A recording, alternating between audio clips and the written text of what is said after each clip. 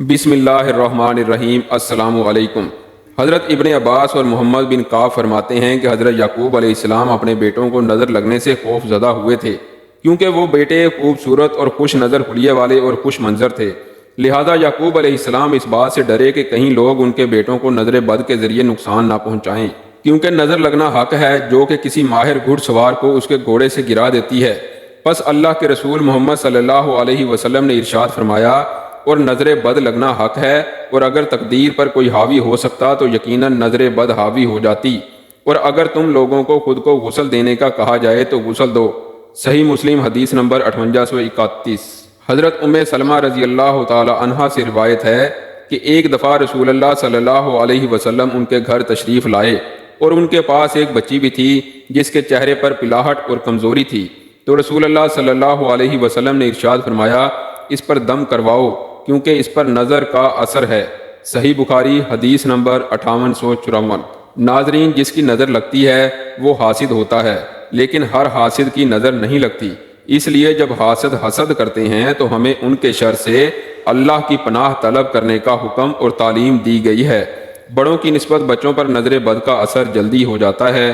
ایک دفعہ رسول اللہ صلی اللہ علیہ وسلم نے جعفر طیار رضی اللہ تعالی عنہ کے بچوں کو دیکھا تو ان بچوں کی والدہ اسماء بنت امیس رضی اللہ تعالی عنہا سے دریافت فرمایا، کیا معاملہ ہے کہ میں اپنے بھائی کی اولاد کے جسم دبلے پتلے دیکھ رہا ہوں؟ کیا انہیں کوئی مشکل یعنی بھوک، بیماری یا تکلیف وغیرہ درپیش ہے؟ اسماء بنت امیس رضی اللہ تعالی عنہا نے عرض کیا، جی نہیں، لیکن انہیں بہت جلد نظر لگ جاتی ہے۔ تو رسول اللہ صلی اللہ علیہ وسلم نے اسماء رضی اللہ تعالی عنہا کی اس بات کی تائید فرماتے ہوئے ارشاد فرمایا، ان پر دم کرو۔ حضرت اسماء بنت امیس رضی اللہ تعالی عنہا کا فرمان ہے کہ میں نے رسول اللہ صلی اللہ علیہ وسلم کی خدمت میں دم کے الفاظ پیش کیے تو انہوں نے ارشاد فرمایا، ان پر دم کرو۔ صحیح مسلم حدیث نمبر 5855۔ ناظرین، دم سے مراد وہ الفاظ ہیں جن کے ذریعے اللہ تعالیٰ کے حضور نظر بد، جادو، عصیب اور بیماری وغیرہ سے نجات اور شفا طلب کی جاتی ہے، اور کسی شک اور شبہ کے بغیر یہ کہنا حق ہے کہ اس کام کے لیے قرآن کریم کی آیات مبارکہ اور رسول اللہ صلی اللہ علیہ وسلم کی صحیح ثابت شدہ احادیث مبارکہ میں بیان کردہ الفاظ کے علاوہ کوئی اور الفاظ استعمال کرنا جائز نہیں ہے۔ نظر بد کی پہچان۔ دوستو، نظر بد یا جادو اور عصیب کا اثر ہونے کی بہت سی علامات ہوتی ہیں۔ کچھ علامات تو ایسی ہوتی ہیں جن کے ظاہر ہونے کی صورت میں مزید کسی جانچ کی ضرورت نہیں ہوتی، اور کچھ علامات ایسی ہوتی ہیں جن کا سبب کوئی جسمانی یا نفسیاتی بیماری یا غیر معمولی رویہ بھی ہو سکتا ہے۔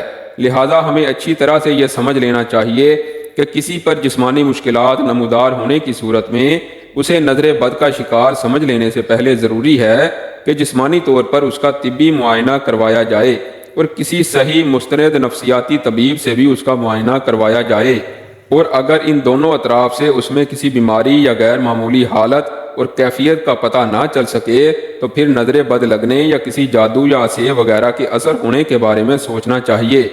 طبی اور نفسیاتی معائنے کے بعد اس امکان کے بارے میں سوچا جانا چاہیے۔ فوراً اس پر یقین نہیں کر لینا چاہیے کہ نظر ہی لگی ہے یا کوئی جادو یا عصیب وغیرہ کا اثر ہو گیا ہے۔ جب نظر بد، جادو یا عصیب وغیرہ کے اثر انداز ہو چکنے کا یا ایسے کسی امکان کا معلوم کرنا ہو تو اس کا بہترین اور تجربات سے ثابت شدہ طریقہ یہ ہے کہ جس شخص کے بارے میں ایسا کوئی شک ہو وہ اس شخص پر قرآن کریم کی تلاوت کی جائے۔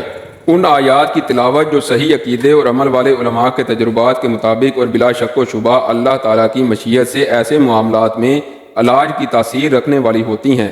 جب ان آیات کو مشکوک شخص یا مریض شخص کے سامنے تلاوت کیا جاتا ہے، یا بسا اوقات جب اس کے سامنے قرآن کریم کی تلاوت کی جاتی ہے تو اس پر درجہ ذیل علامات ظاہر ہوتی ہیں۔ نمبر 1، چہرے پر پلاہٹ ظاہر ہونا۔ نمبر 2، سینے میں گھٹن کا احساس ہونا۔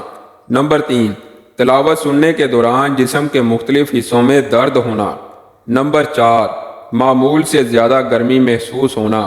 نمبر 5، پسینہ آنا، خاص طور پر کمر پر پسینے کی کمی یا زیادتی سے نظر کی شدت کا اندازہ ہو جاتا ہے۔ نمبر 6، پہلو میں درد محسوس ہونا۔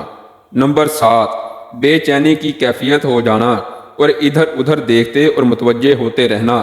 نمبر 8، رونا یا کسی سبب کے بغیر اور رونے کی کیفیت کے بغیر آنسو جاری ہو جانا۔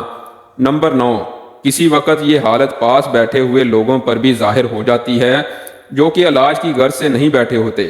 ایسی صورت میں معالج کو ان کی طرف بھی توجہ کرنی پڑتی ہے، لیکن دیکھنے والوں پر یہ عموماً یہ اثر مریض کی حالت دیکھنے یا آیات شریفہ کو سمجھنے کی وجہ سے ظاہر ہوتا ہے۔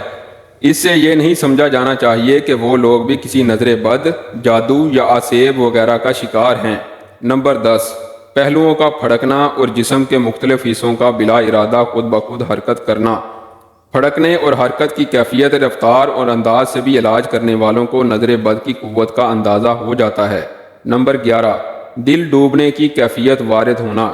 نمبر 12، پٹھوں کا اکڑنا، کھچنا اور درد ہونا۔ نمبر 13، نیند، نیم بے ہوشی اور کوئی بھی کام کرنے کی قدرت نہ پانا۔ نمبر 14، پہلوؤں میں ٹھنڈک کا احساس ہونا۔ نمبر 15، کسی طبی اور مادی سبب کے بغیر جسم پر نلاہٹ اور سبزی میل دھبوں کا ظاہر ہونا۔ اب ہم آتے ہیں نظر بد کے علاج نبوی صلی اللہ علیہ وسلم کی طرف۔ وہ دم جو جبرائیل علیہ السلام نے رسول اللہ صلی اللہ علیہ وسلم پر کیا وہ یہ ہے۔